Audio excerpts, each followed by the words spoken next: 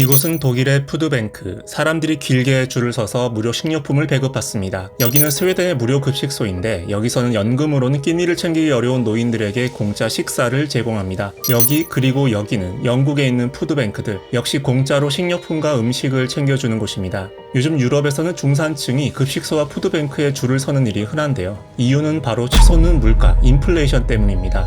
버는 돈은 똑같은데 인플레로 돈의 가치가 떨어지니까 평범한 사람들이 굶는 일이 벌어지게 된 겁니다. 원인은 코로나와 우크라이나 전쟁입니다. 코로나 때 돈은 많이 풀렸는데 전쟁으로 생필품 공급에 어려움이 생기니까 값이 뛰게 된 거죠. 영국이나 독일 같은 부국들조차 인플레로 몸살을 앓는 요즘, 유럽에서도 한 나라, 인플레의 태풍을 피한 곳이 있습니다.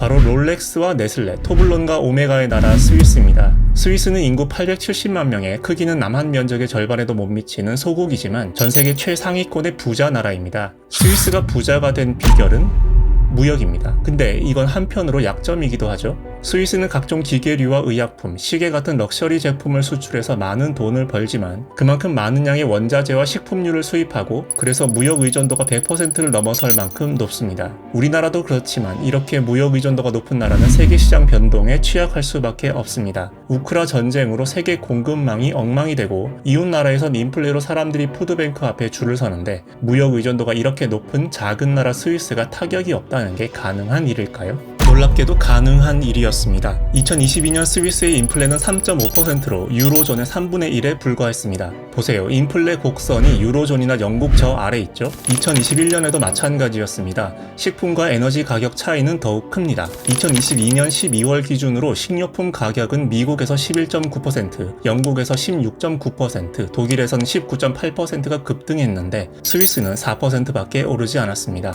에너지 값은 스위스도 만만치 않게 올랐지만 이탈리아나 영국, 네덜란드가 받은 충격과는 비교할 바가 아닙니다. 대체 스위스의 비결은 뭘까요? 스위스가 나홀로 인플레를 피한 첫 번째 비결은 스위스가 원래 잘 사는 나라이기 때문입니다. 좀 허무한 얘기인가요? 잘 사는 사람은 지출에서 의식주 같은 고정 비용이 차지하는 비중이 낮죠. 당연히 물가 상승으로 생필품 가격이 오르더라도 타격이 적습니다. 여행을 줄이거나 사치품 소비를 조금 조절하면 되니까요. 반면에 가난한 사람은 버는 돈의 대부분을 빵이나 우유 같은 생필품에 쓰는데 값이 오른다고 빵을 안 먹을 순 없잖아요. 따라서 받는 타격이 훨씬 큽니다. 스위스인은 한 사람당 자산이 대략 9억 원쯤 된다고 해요. 우리나라 10배쯤 되는 셈이죠. 영국 같은 곳과 비교하면 빈부격차도 훨씬 적은 편이어서 생필품 가격이 뛰어도 개인이 받는 타격은 크지 않습니다. 두 번째 이유는 스위스 하면 떠오르는 키워드, 바로 은행과 관련이 있습니다.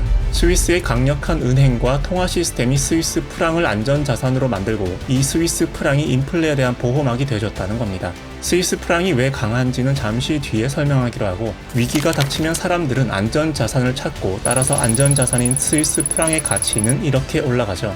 2000년 이후 따져보면 스위스 프랑의 가치는 거의 2배로 뛰었습니다.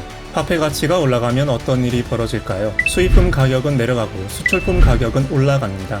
예를 들어 100 스위스 프랑에 수입하던 연어는 90 스위스 프랑으로 싸지는 반면에 1만 스위스 프랑에 수출하던 시계는 1만 1000 스위스 프랑으로 비싸지는 거죠. 이렇게 되면 수입은 늘고 수출은 줄어들어야 마땅하잖아요. 신기하게도 스위스의 수출은 줄어들지 않았습니다.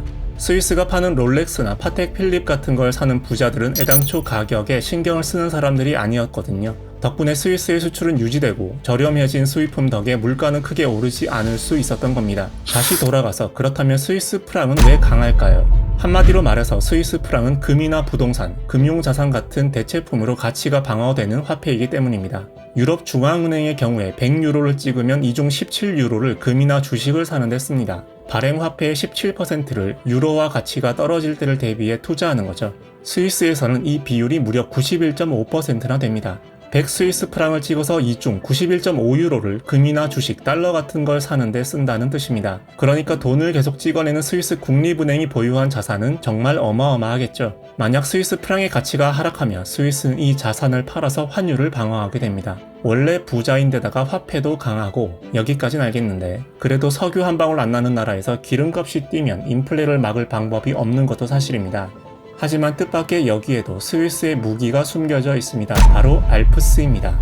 알프스 산지에 위치한 스위스에는 1500개의 호수와 강에 680개 이상의 수력 발전소가 건설되어 있고 여기서 생산되는 전기가 전체 전기 생산량의 무려 61.5%를 차지합니다. 전체 에너지 중에 수력 발전 비중도 14%나 되죠. 게다가 이웃 나라들과 달리 에너지 부분이 국유화되어 있고 가격 규제도 엄격해서 기름값이 뛴다고 가정의 난방비나 전기료가 곧장 출렁이지는 않는 구조입니다.